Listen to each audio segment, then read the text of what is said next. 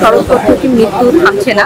আমরা যাদের শনাক্ত করছি তাদের বিরুদ্ধে আমরা আইনানুগ ব্যবস্থা গ্রহণ করছি।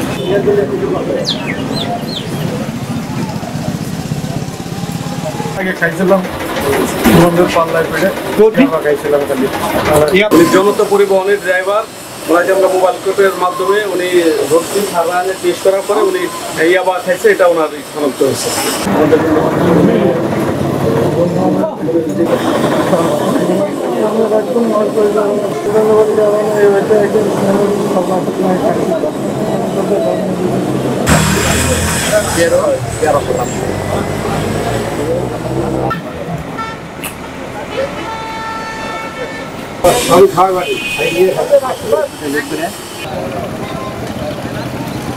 যে আমাদের সড়ক দুর্ঘটনায় মৃত্যু থামছে না, প্রতিদিনই বিভিন্ন জায়গায় মৃত্যুর ঘটনা ঘটছে।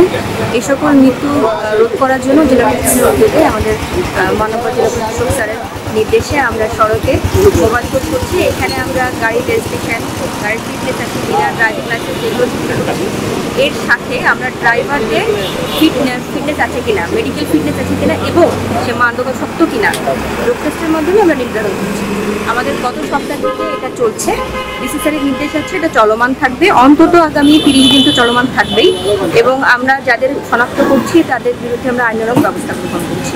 আমরা আশা করছি এই ধরনের পদক্ষেপ সারা দেশে নেওয়া হবে এবং সড়কপথে দুর্ঘটনা কমে যাবে।